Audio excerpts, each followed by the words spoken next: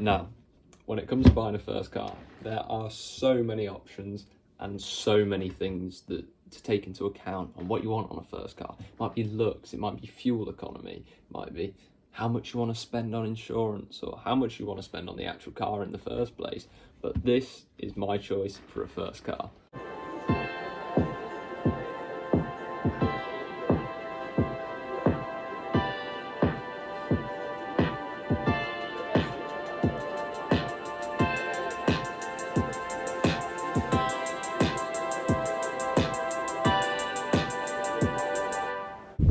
So this is my Mark 2.5 Mazda MX-5.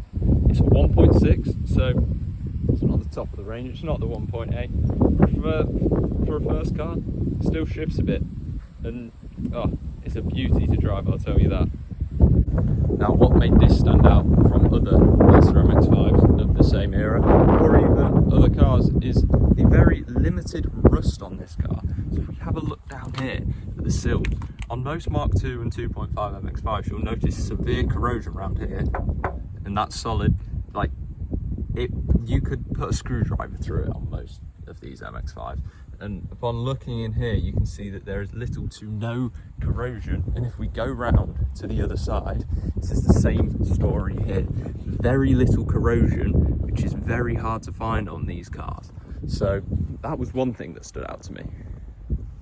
Now, one other thing that made this stand out to me is the fact it comes with a hardtop. And if you know a bit about Mazda MX-5s, is that those are pretty expensive. If you want a decent condition one, you're going to pay between £400 and £600 on one, which it just made it that more desirable. And that's finding one in the same colour as your car. If you don't do that, that's another £200 getting it rubbed down and sprayed back up just to match the colour of your car. So that's another desirable point about this car. Now, not only with the hardtop on this car, obviously we've got a belt there, but we've got a new cover for the front seat. Someone has actually unfortunately dropped a cigarette on this one. We have some wall mounting brackets for the hardtop, and we actually have a hardtop cover. So it's all just too perfect, too good to be true.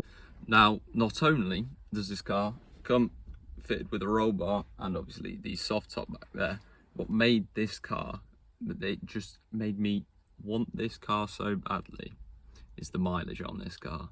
Now, I don't want to go out there and say I have the lowest mileage Mark 2.5 in the country, but I'm yet to find one that isn't in a museum with lower miles. So let me just show you that now. So here we have it, 13,967 miles since new. And with it being a 2002 plate, 21 years old, that's pretty incredible if you do ask me. Now, most people, they would probably put this car in a garage, but I need it. I need to drive it and I need to get to work in it. So that's not happening, and a lot of you guys, although there's very few, may actually be thinking, well, you might as well preserve it, when in fact cars are meant to be driven. They're not meant to be locked up in a garage, unless it's like a, I don't know, a one-of-one Koenigsegg CC or something like that. But it's not. It's a Mazda at the end of the day, and I just want to drive the car, so I'm gonna drive it. But let's get on to the performance of this. Now, as earlier mentioning in the video, it's the 1.6, not the 1.8, so it is lacking on power a little bit. But with that said, it still has 108 horsepower, does 0 to 60 in 9.4 seconds, and has a top speed of, I believe it is 116 miles per hour.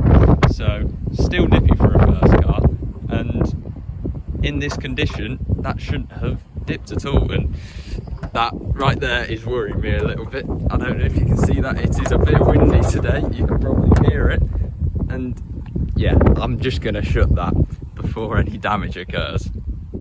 Now, what I have not mentioned about this car is, with it being 21 years old, the the belts tend to go a little bit, they start cracking, and yeah, it's not the best. So they've actually been replaced, which I didn't have to pay a single penny for, so that's always a bonus when you're getting a new car. Not only that, the battery had actually started like losing charge and it wasn't holding it very well.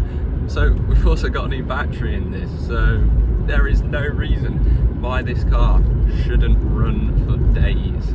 Now, the belts that were done, it had the timing belt and the fan belt done, which they're going to be the ones that are most likely to go in this car. And when I was showing you the boot, there was also an auxiliary belt in there, which I will most likely end up changing myself.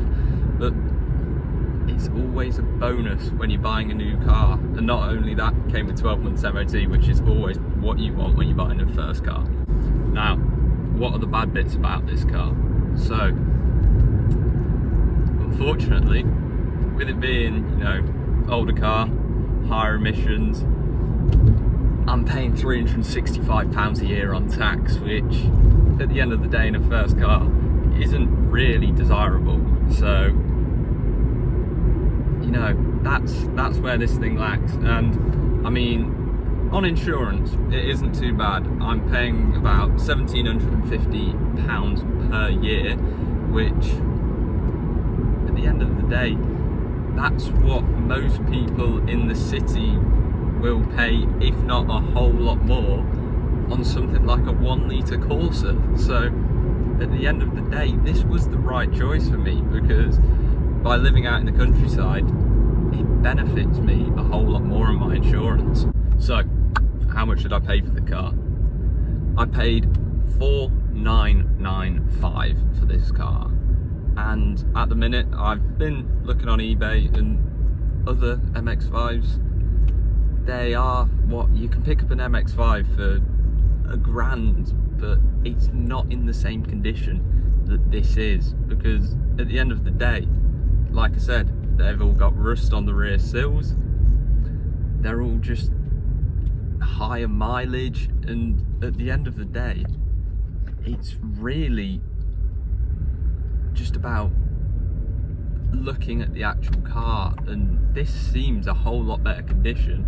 The next best one I believe I've found is, I think it's about £4,000. It does come with a hard top, but it's nothing compared to, that person has a tree hanging out the back of their car. Right, so it's nothing actually compared to this, because yes, hard top, it's not had any belts done, not got a new battery, it's sat on almost triple the mileage, and it's £4,000. So I pay 995 more pounds for this, and I'm getting much more bang for my buck, because you start adding all those bits in, and that one had really flaky paintwork as well. So you start adding it all up, and this is the better deal. So, and it was fairly close, the other one on the other side of the country. So what you're paying in fuel to get all the cracking paint repaired, you're better off buying this one. So with that being said, I really hope you enjoyed this video. Hopefully we're going to have some more coming to the channel soon. Might have a few modifications to do to this, you never know. We will see how it goes. If you've got any suggestions for modifications or any questions you want to ask about the car, just leave it in the comments, and I'll get back to you as soon as I can. So on that bombshell, see ya.